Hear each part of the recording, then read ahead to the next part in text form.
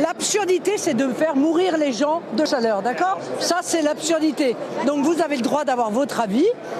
Non, mais vous avez le droit d'avoir votre avis. Moi, j'ai le mien. Il se trouve que je suis candidate à la présidentielle.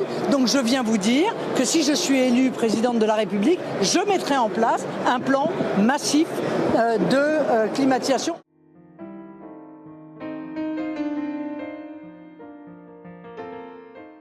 Donc il y a climatisation et climatisation, c'est ça, David Marchal? Ça c'est sûr, il y a climatisation et climatisation, il y a déjà différentes performances de climatisation, et puis effectivement ces fluides frigorigènes qui représentent aujourd'hui les 3/4 des émissions de CO2 des clims, faut bien l'avoir en tête. Après, et comment ils sortent ces gaz d'ailleurs? C'est par des accidents d'entretien, c'est-à-dire qu'effectivement, je pense que tous les gens qui ont une voiture ont déjà été amenés à aller recharger leur clim, c'est bien qu'il y ait des fuites, et pas que dans les climatiseurs et les pompes à chaleur, donc c'est avant tout un problème d'entretien régulier de ces systèmes.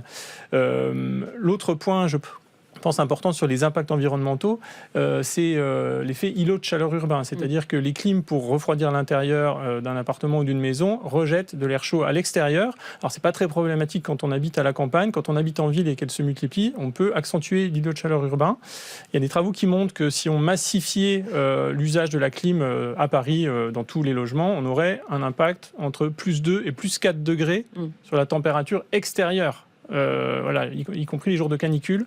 Donc c'est sûr que la clim elle est utile et indispensable dans certains cas. On pense aux EHPAD, on pense aux hôpitaux. Enfin, c'est évident que la climatisation est utile, et y compris dans certains cas pour le logement. Mais la massifier sans réfléchir, ça aurait des impacts importants pour tous les autres. On parle beaucoup d'îlots de fraîcheur dans les villes. Qu'est-ce que ça veut dire déjà, les îlots de fraîcheur en réalité? Comment on construit un îlot de fraîcheur? On construit un îlot de fraîcheur en combinant différentes solutions, qu'on appelle les solutions vertes, les solutions bleues, les solutions grises et les solutions douces. Alors qu'est-ce que c'est? Alors, les solutions vertes, c'est la végétation, puisque la végétation, ça fait à la fois de l'ombrage et ce qu'on appelle l'évapotranspiration, c'est-à-dire qu'un arbre en bonne santé et mature, il évacue, il transpire 450 litres d'eau par jour, et ça refroidit l'atmosphère autour. Donc ça, c'est les solutions vertes, avec ce double bénéfice. Les solutions bleues, c'est l'eau, effectivement, c'est de permettre à l'eau de s'infiltrer. Donc dans nos villes qui sont toutes goudronnées, à 80% de la surface d'une ville aujourd'hui, c'est du bitume. Et donc on voit qu'il y a une grosse tendance en ce moment à désimperméabiliser les villes pour que l'eau rentre dans le sol et justement puisse permettre à ces arbres de se rafraîchir. Les solutions grises, c'est des solutions un peu plus techniques. C'est notamment le fait de blanchir les surfaces. On voit maintenant beaucoup de revêtements qui sont plus blancs pour que le soleil se reflète et ne réchauffe pas le bitume. Que ce soit les toits ou les trottoirs. Exactement. On peint tout en blanc. Exactement. Mais alors, ces solutions, il ne faut pas les prendre une par une, parce qu'effectivement, sinon on peut éblouir les gens, par exemple. Donc c'est bien de les combiner et d'avoir en plus des surfaces blanches, des arbres pour éviter d'être éblouis.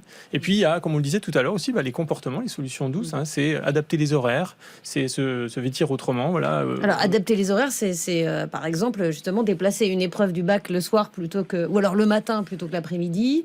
Et puis surtout, j'imagine pour les gens qui travaillent dehors aussi. Exactement. Dans le monde agricole, c'est assez habituel de déplacer les horaires plutôt quand dans les périodes de forte chaleur, par exemple. On fait les choses spontanément à la campagne.